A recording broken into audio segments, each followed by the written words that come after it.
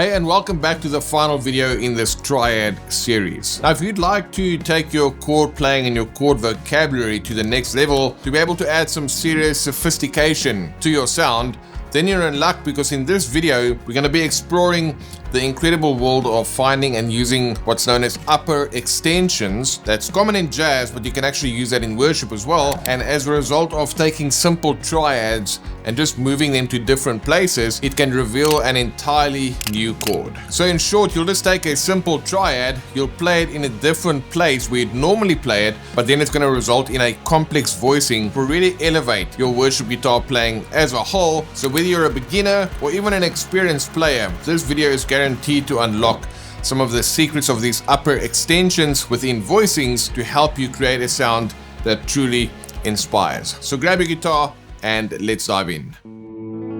Alright, so in previous videos, we already looked at the basics of triads. I showed you how you can then take those triads, either remove a note, replace a note, rearrange the notes, add a note, or in this case, we're going to shift the whole triad into different positions in order to reveal some of these upper extensions. Now, we won't get into the theory of this, because when you do that in detail, you kind of go into the jazz territory, and while there's nothing wrong with that, it just takes time to really get your head around all of the upper extension theory and so forth, that most worship guitarists don't really have the time to go and study jazz, and also they're not really going to play that style specifically when you're going to be playing modern worship. But in short, when you see a chord like G major 7 or C add 9 or G11 or even G6 or G13 or whatever the case may be, those additional numbers that I added, whether it's a 7, a 9,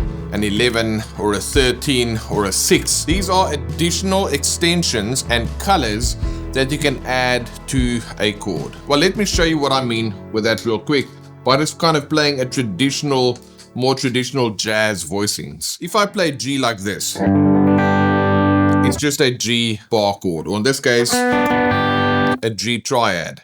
But did you know that I can make that a G major 7? Like that, or like this, or like this. Then you can kind of get these jazzier voicings. Or I can play E minor 7, for example, or E minor 9. Right, you get all these interesting sounds. Or you can get like an A7, for example, or like an A7 sharp 5, or a D7 flat 9. So that's kind of more sophisticated voicings that when you want to play jazz, they don't just use triads. They use those upper extensions and what we call 4 voiced chords, and adding in some additional tensions on top of the basic chord. Now, we're not going to check out jazz, but we want to see what can we learn from these upper extensions in order to just spice up basic voicings and create some more interesting sounds on the guitar, so that when you see a major 7th or a minor 7th or a minor 9 or a major 9 or whatever the case may be, that you'll then have an opportunity to not have to learn a new chord, but just to shift one of your existing triads in the right place so you can go ahead and get that sound. Before we break this down, let me just give you a quick demo of what this might look like by playing a 1, 4, 6, 5 progression. And the chords that I'm going to play specifically are going to be G major 7, C major 7, E minor 7, and D7 going to a D. Let's go ahead and listen to what that sounds like over the backing track. And then afterwards, I'm going to break it down and I'm going to give you the shortcut so that you can go ahead and use this in your own playing.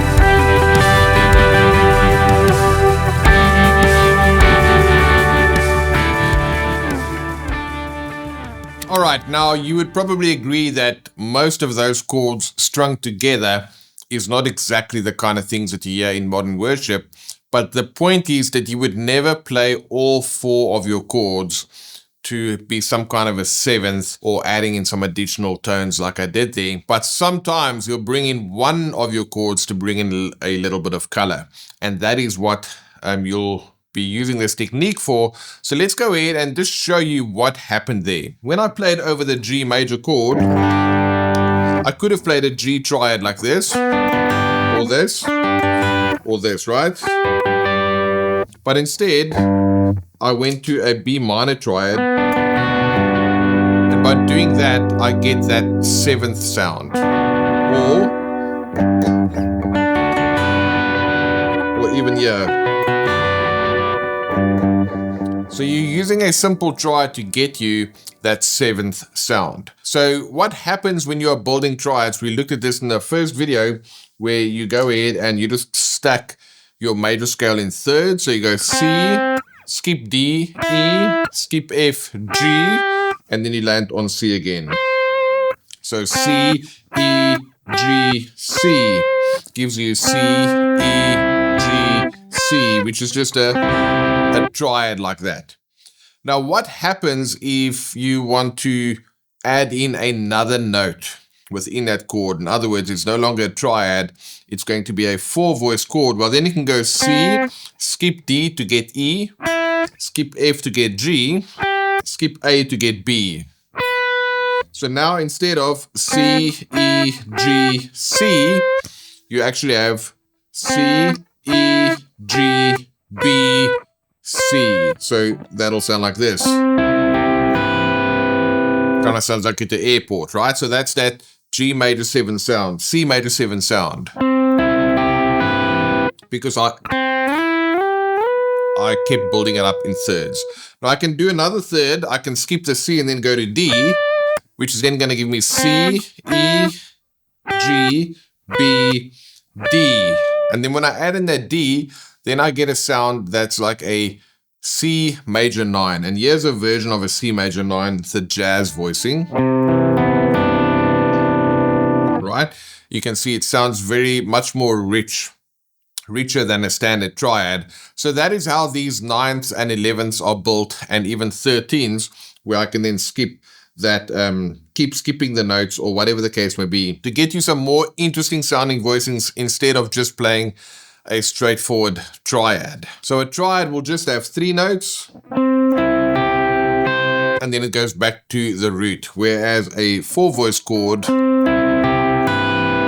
will have 4 notes and then go back to the root. And like I showed you before, you can play a C major 7 like this, like that, like this, like that. I mean, there's many different ways to play these major 7th chords, but those chords are quite full. If you look at a chord like this, or like this. If you're the only instrument, then you can play these full voicings, but a major 7th chord like that is not really going to cut through the mix in a worship situation, and that's why it's better to actually cut the fat from those voicings and keep things nice and simple. So here's the shortcut that I want to show you. We are simply going to look at playing, if I play a G triad, then if you go off the third, so I have G, B, D, G, B, D, that's my triad. But if I take the third note, which is G, it'll be B. So it's a major triad, and then I'm going to play a minor triad from the third, which means I play B minor over G. Now I'm still getting that sophisticated major 7 sound, or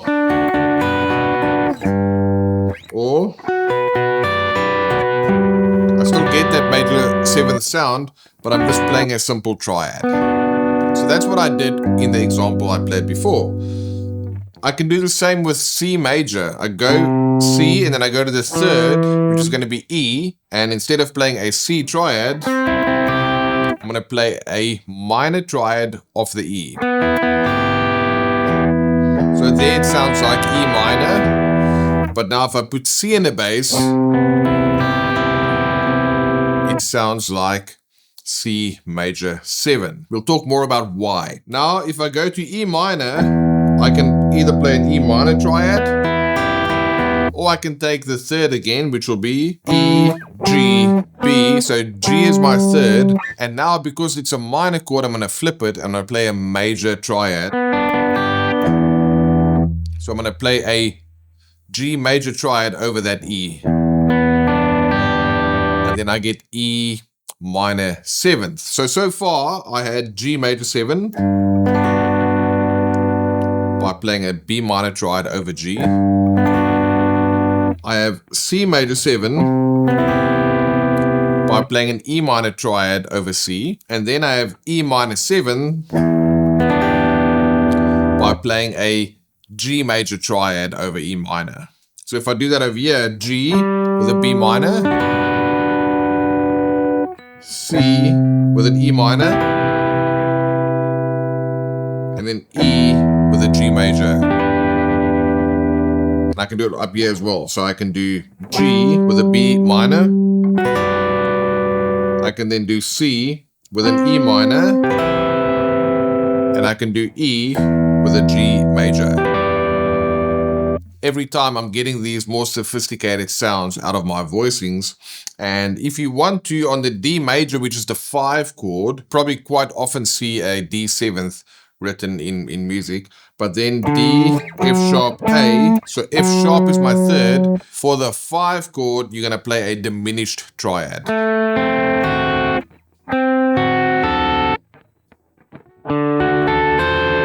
And then that's going to give you a 7th chord. Before you go back to your G, and in this case we played a B minor. Now you would not have to play the bass note, I'm just doing that for context. Normally when you're playing in a band situation, the bass player will be playing the bass note, and the keyboard player and the acoustic guitar, they will all be filling out the harmony. But now for you as an electric guitarist, you can say, I want to go ahead and create some of these additional voicings in my playing, just to unlock some of these additional extensions that are available to me. So what I'm going to do is I'll play this one more time. The 7th sound is more of a dominant sound that's kind of used in blues and jazz, and you can also use it in like traditional kind of gospel situations as well. But for this example, I'm going to stay on this clean tone, and then I'm going to play over that same track again, and I'm not going to play the 7th chord. So I'm going to do substitutions that I've shown you. For G major, I'm going to play a B minor triad, give me G major 7. For C major, I'm going to play an E minor triad to give me a major 7th. For E minor, I'm going to play a G major triad to give me E minor 7th. And for D, I might just do a D sus4 going to a D. So let's have a listen to what that will sound like.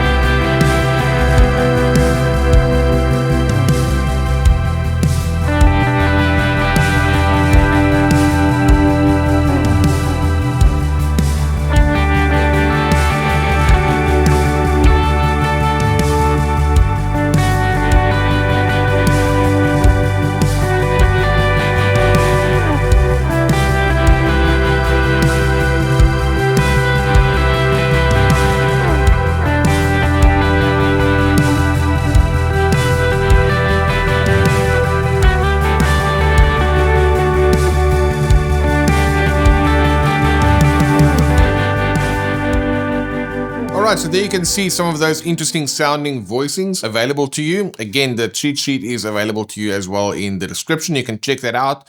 What I'm going to do now is I'm going to play more of the lead guitar approach, where I'm just going to be playing single notes, making use of triads. The first time around, I'm going to keep it to plain vanilla triad. So if the chord says G, I want to play a G triad. If the chord says C, C triad, E minor triad, D, D triad. Then on the repeat, I'm going to do these substitutions where I'm going to be shifting the triad. So if it says G, I'm going to play B minor triad.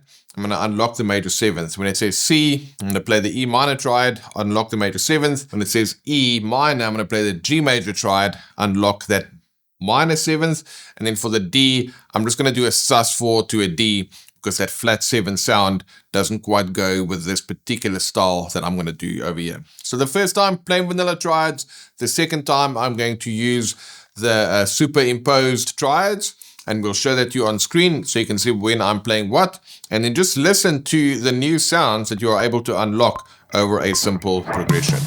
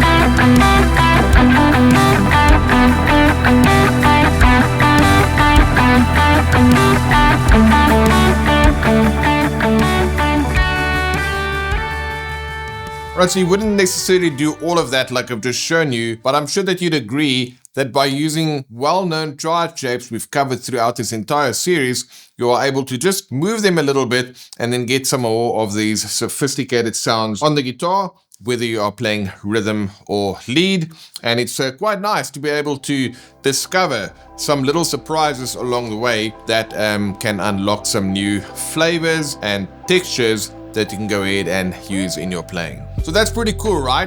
By superimposing simple triads over other chords, you've gone ahead and unlocked some of these upper extensions that you have available to you in harmony. And that can add a whole new dimension to your worship guitar playing. So instead of playing a G over a G, play a B minor over a G, and that gives you G major 7th, etc. Now these chord voicings will make your playing sound more sophisticated and engaging, and you'll be able to do all of that by using shapes that you already know. So whenever you see a G major 7th chord on a chord chart again, instead of trying to whip out a jazz version of that voicing, just play B minor triad and use the shortcuts that I've given you in this video. So go ahead, keep experimenting with some of these different triad and chord combinations and see how you can go ahead and transform your chord vocabulary and how you might play worship songs. You can find a cheat sheet in the description. We'll run you through all of these options to kind of just give you a cheat code, so to speak, to go ahead and unlock some of those other sounds. And then hope you've enjoyed this video series on triads. You can find the link to the playlist in the description, as well as checking out our triad masterclass. So until next time, have fun and keep playing some awesome guitar parts and experimenting by unlocking some new sounds available to you on the fretboard, making use of things you already know. Have a good one, guys, and I'll see you in the next one.